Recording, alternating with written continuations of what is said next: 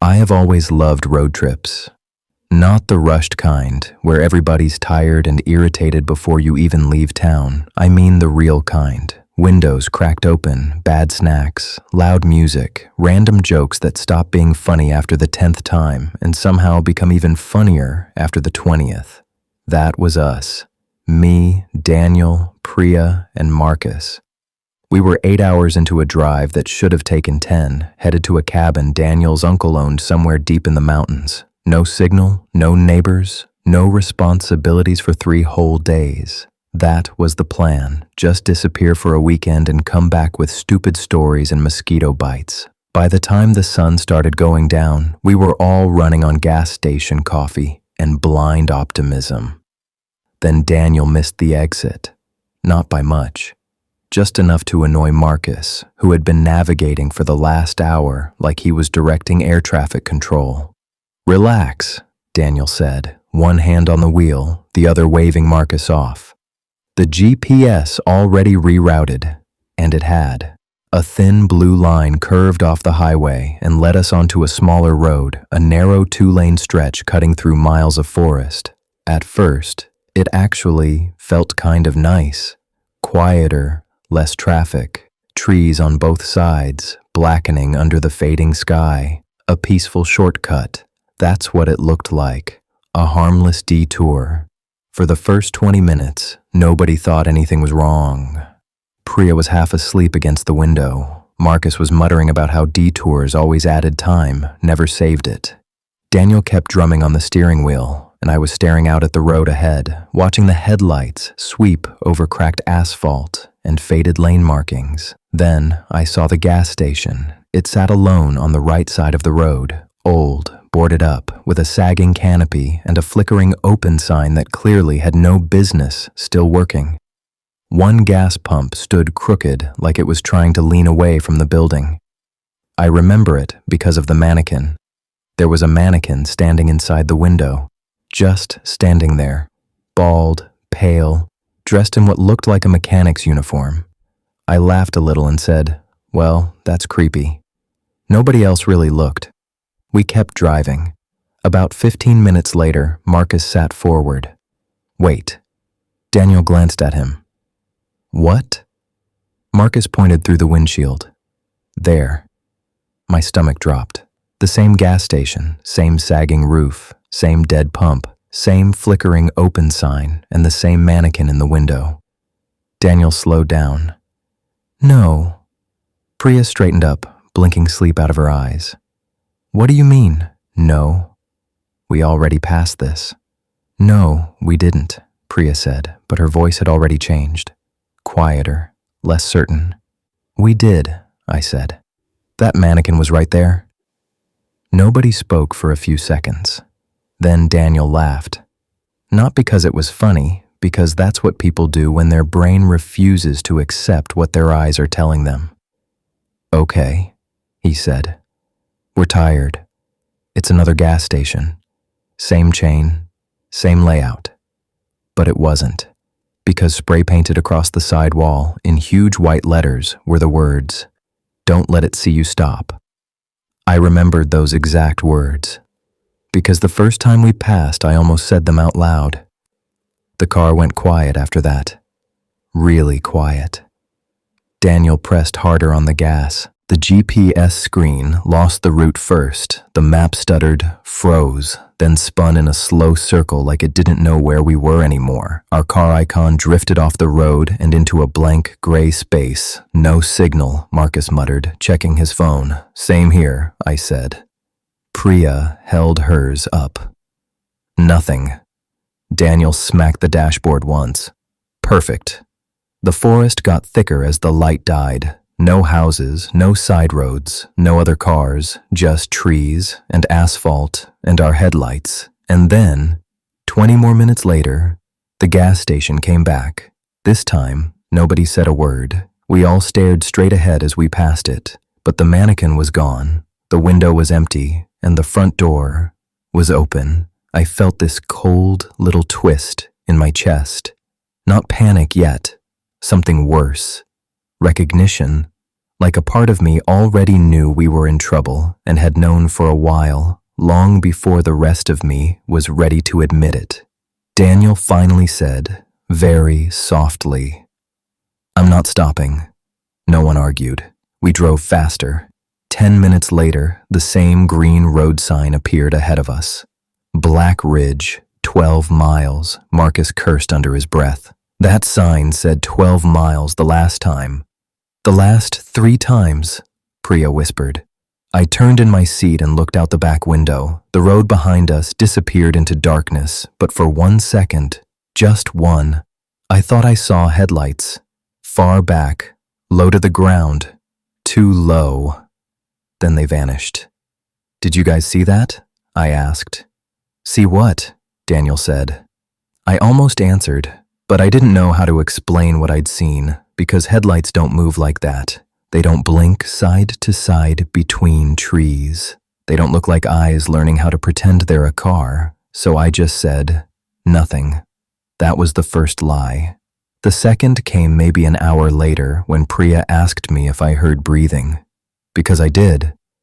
Every time the car got quiet, beneath the engine, beneath the tires, there it was. A slow, wet inhale, then a longer exhale. At first I thought it was the air conditioning. Then I realized it only happened when we passed the gas station, and by then we had passed it so many times I'd stopped counting. The signs kept repeating. The road kept bending in the same places, a dead raccoon in the shoulder, a mailbox with no house, a church billboard that read, "He still walks among us," then the gas station again. Each time, something changed. The mannequin was in a new spot, then there were 2 mannequins, then the open sign stopped flickering and stayed solid red. Then, one time, the building lights were all on, bright and warm, like someone was waiting for us. Daniel was unraveling. You could hear it in the way he breathed, in the jerky way he moved the wheel, in the edge creeping into every sentence.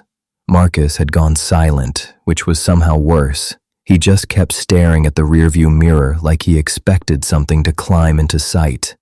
Priya finally said what none of us wanted to say. "I think we're trapped." Nobody answered, because there was no smart comeback for that, no joke, no rational explanation. Around what felt like midnight, though it could have been 2 in the morning, or 3, or the next day. For all we knew. Daniel slammed on the brakes. The car skidded. Marcus shouted. Priya grabbed the seat. My chest hit the belt. There, in the middle of the road, stood a man. Security uniform, flashlight in one hand, perfectly still. For one wild second, relief hit me so hard I almost cried. A person. A real person. Daniel rolled down the window. Hey man! The guard stepped closer into the headlights. Middle-aged, thin face, gray mustache, reflective vest over a dark blue shirt. He looked normal, almost painfully normal. "You folks lost?" he asked. His voice was calm, too calm. Daniel let out this shaky laugh. "Yeah, you could say that." The guard looked past him, into the car, counting us with his eyes. 1, 2, 3, 4. Then he frowned. "No," he said. A silence dropped over us. "What?" Marcus asked. The guard leaned a little closer to the window. "There are 5 of you." I swear my whole body turned to ice. Daniel stared at him. "No, there aren't." The guard didn't answer right away. He just raised the flashlight, slowly, and pointed it, not at us, but at the dark space in the very back of the SUV, behind the 3rd row, behind our bags. Something shifted back there, not a person moving the way a person should move. More like a pile of dark fabric, unfolding, a shape too long, too thin, too jointed. And then I heard it, that breathing. Right inside the car, Priya screamed. Marcus twisted around. Daniel threw the car into drive and floored it. The guard jumped back as we tore past him, tires shrieking, engine roaring, all of us shouting over each other. Priya was sobbing. Marcus was yelling for Daniel to stop. No, don't stop. Go faster, faster. I couldn't breathe. I couldn't turn around. I knew if I looked, I'd see it. I'd see what had been sitting with us. For how long? Since the gas station? Since the first loop? Since the highway? I don't know. I never looked. Not then. Daniel drove like a man possessed, white-knuckled and shaking, and after maybe 5 minutes, or 50, the trees broke. We burst onto the highway, just like that. Streetlights, exit signs, a truck in the far lane, a radio station crackling back to life in the speakers like nothing had happened. No one spoke, not for a long time. We found a motel before sunrise, the kind with stained curtains and a bored clerk who didn't make eye contact. Daniel paid cash. Marcus threw up in the parking lot. Priya locked herself in the bathroom and cried. I stood outside our room, trying to steady my hands when I noticed the motel's night guard across the lot. Same uniform, same gray mustache, same face. He was standing under a buzzing light near the office, staring straight at me. I ran over to him before I could think better of it. "Hey," I said. "On the road. That was you, right? You were out there." The guard frowned. "I've been here all night." "No," I said, stepping closer. "You stopped us. You said there were 5 in the car." His expression didn't change, but something in his eyes did. Not fear. Recognition. Slowly, he lifted one finger and pointed behind me, at the lobby window. I turned, and there, reflected in the glass beside my own face, was someone standing just over my shoulder, tall, bent, smiling too wide. Its skin pale and polished, almost like plastic under the fluorescent light, and when I spun around, there was nothing there. I backed away from the window, heart pounding so hard it blurred my vision. Then the guard said, very softly, "That building on the road?" I looked at him. He swallowed, and for the first time, he seemed afraid. "We tore it down in 1987. I didn't sleep that night.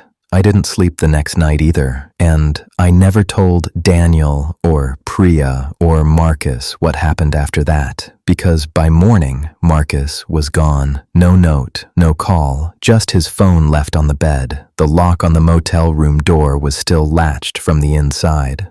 Police said he probably wandered off, that people do strange things under stress. Maybe, but when I picked up his phone to call him one last time, the camera app was open, and the last photo taken was a dark picture of our motel room while we slept. 3 of us in bed. One of us standing in the corner, and behind the camera, reflected in the TV screen, there were 2 faces watching. Mine and the guard's.